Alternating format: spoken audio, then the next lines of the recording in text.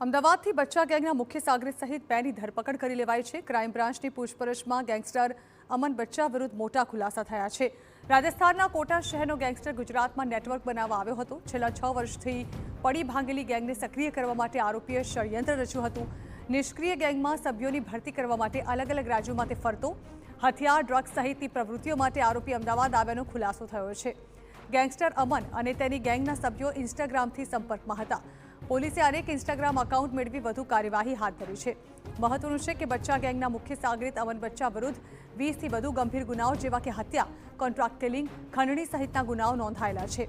આરોપી છેલ્લા 6 વર્ષથી જેલમાં હતો, જે બાદ પોતાની નિષ્ક્રિય ગેંગને સક્રિય કરવા માટે તે વિવિધ રાજ્યોમાંથી સભ્યોની ભરતી માટે ફરી રહ્યો હતો। જો કે અમદાવાદ ક્રાઇમ બ્રાન્ચે આરોપીને તેના એક સાગરીતની ધરપકડ કરી વધુ કાર્યવાહી હાથ ધરી છે।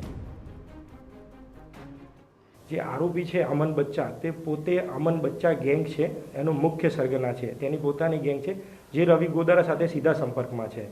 આરોપીના પોતાના વિરુદ્ધમાં 20થી વધારે કોન્ટ્રાક્ટ કિલિંગના, અપહરણના, ખંડણીના, હત્યાના પ્રયાસના એવા ખૂબ જ જઘન્ય અપરાધોમાં સામેલ છે અને એવા ગુના એના વિરુદ્ધમાં દાખલ થઈ ચૂક્યા છે। આરોપી 2 દિવસથી વધારે સમયથી અમદાવાદમાં હતા। એ કોની સાથે સંપર્કમાં હતા, ક્યાં રોકાયેલા હતા, તે બાબતે હાલ ઊંડાણપૂર્વક તપાસ ચાલી રહી છે।